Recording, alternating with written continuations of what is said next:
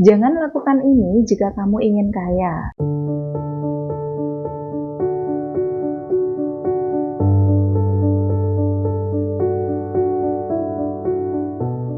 Bismillahirrahmanirrahim. Assalamualaikum warahmatullahi wabarakatuh. Alhamdulillah, senang sekali bisa bertemu kembali dengan teman-teman, saudaraku sholih-sholihah semuanya yang dirahmati Allah Subhanahu wa Ta'ala di channel YouTube Mbak Nur Pakar Kesuksesan. Karena kesuksesan bukan hanya sekedar seberapa kaya kamu, tapi semampu apa kamu membebaskan dirimu dari beban yang selama ini menggelayuti pundakmu. Teman-teman, saudaraku semuanya, apa kabar? Semoga senantiasa diberikan kesehatan ya. Dan saya doakan semoga kalian semua diberikan kemudahan, kesuksesan, kekayaan, dan kemuliaan dari Allah Subhanahu wa Ta'ala. Amin, amin, Allahumma amin.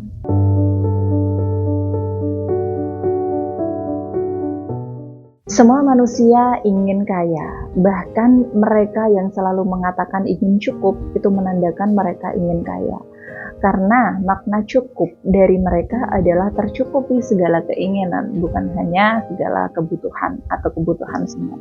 Nah, teman-teman, berhenti lakukan hal-hal atau kebiasaan-kebiasaan buruk ini jika kalian tidak mau selamanya miskin. Berhenti lakukan hal-hal buruk ini jika kalian ingin kaya. Ada beberapa kebiasaan buruk yang bisa menghambat kita untuk mencapai kekayaan. Berikut ini ada beberapa di antaranya. Yang pertama, mengabaikan anggaran. Tidak membuat atau mengikuti anggaran bisa membuat pengeluaran tidak terkontrol. Yang kedua, terlalu banyak utang, mengandalkan kartu kredit dan hutang untuk memenuhi gaya hidup bisa mengakibatkan beban finansial yang berat. Yang ketiga, kurang investasi. Tidak menyisihkan uang untuk investasi bisa membuat kita kehilangan kesempatan untuk mengembangkan aset. Yang keempat, gaya hidup boros, menghabiskan uang untuk barang-barang mewah yang tidak perlu bisa menguras tabungan. Yang kelima, tidak mengedukasi diri sendiri, mengabaikan pengetahuan tentang keuangan dan investasi bisa membuat kamu membuat keputusan yang kurang bijaksana dalam hal keuangan. Yang keenam, menunda-nunda. Menunda-nunda dalam mengambil tindakan finansial seperti investasi atau menabung bisa berakibat pada kehilangan peluang. Yang ketujuh, tidak memiliki tujuan keuangan. Tanpa tujuan yang jelas, sulit untuk memotivasi diri dan merencanakan langkah ke arah kekayaan. Yang kedelapan, bergaul dengan orang yang salah. Lingkungan dan teman-teman yang tidak mendukung bisa mempengaruhi pola pikir dan kebiasaan finansial. Yang kesembilan, melewatkan sholat subuh. Kamu bisa kehilangan dunia dan seisinya kalau melewatkan sholat subuh. Dengan melewatkan sholat subuh bisa memiliki berbagai dampak dari segi spiritual maupun mental. Berikut adalah beberapa hal yang mungkin terjadi jika kamu melewatkan sholat subuh. Yang pertama, kehilangan pahala.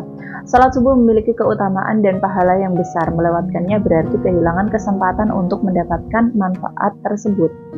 Yang kedua, gangguan rutinitas. Sholat subuh seringkali menjadi awal yang baik untuk memulai hari. Melewatkannya bisa mengganggu rutinitas harian dan membuat kamu merasa kurang fokus. Yang selanjutnya, keterikatan spiritual. Sholat adalah cara untuk mendekatkan diri kepada Allah. Melewatkan sholat bisa mengurangi rasa keterikatan spiritual dan kenyamanan batin. Rasa penyesalan. Banyak orang yang merasa menyesal setelah melewatkan sholat, yang bisa mengganggu perasaan tenang dan damai. Yang selanjutnya, dampak pada kesehatan. Sholat juga bisa menjadi momen relaksasi dan meditasi. Melewatkannya bisa membuat kamu merasa lebih stres. Dalam kepercayaan banyak orang, melewatkan sholat bisa berdampak pada keberkahan dalam hidup dan rezeki. Meskipun kadang-kadang situasi tertentu membuat kita tidak bisa melaksanakan sholat, namun penting untuk berusaha semaksimal mungkin dan selalu kembali pada rutinitas sholat setelah melewatkannya. Jadi, apakah dengan melewatkan sholat subuh kita akan miskin? Secara langsung melewatkan sholat subuh tidak berarti kamu akan miskin. Namun ada beberapa pandangan yang mengaitkan praktik ibadah dengan keberkahan dan rezeki. Dalam banyak ajaran agama, termasuk di Islam sendiri, rutin melaksanakan sholat bisa membawa keberkahan dan membantu kita dalam mengelola hidup yang jauh lebih baik. Jika kita melewatkan sholat subuh secara konsisten, secara rutin, ini mungkin mencerminkan kurangnya disiplin dalam aspek kehidupan kami, termasuk pengelolaan keuangan. Dalam konteks ini bisa jadi ada hubungan tidak langsung antara kedisiplinan spiritual dan kedisiplinan dalam aspek-aspek lain, termasuk keuangan. Jadi lebih dari sekedar efek langsung ya dari melewatkan sholat. Penting untuk melihat bagaimana rutinitas ibadah bisa mempengaruhi pola pikir dan kebiasaan kita dalam kehidupan sehari-hari. Membiasakan diri untuk menghindari kebiasaan-kebiasaan ini dan menggantinya dengan praktik-praktik yang lebih baik bisa membantu kita menuju tujuan keuangan yang teman-teman inginkan. Dan jika teman-teman ingin bimbingan spiritual khusus terkait karir atau meningkatkan penghasilan, silakan hubungi Mbak Nur untuk konsultasi. Insya Allah ada solusinya melalui kontak dan layanan yang tertera dalam video ini. Sekian kajian yang bisa saya sampaikan hari ini. Mohon maaf apabila ada salah kata dan perbuatan. Saya Mbak Nur, mari bersama sukses dan berkah di jalan Allah. Akhirul kalam, wabillahi taufiq wal hidayah, waridho wal inayah. Wassalamualaikum warahmatullahi wabarakatuh.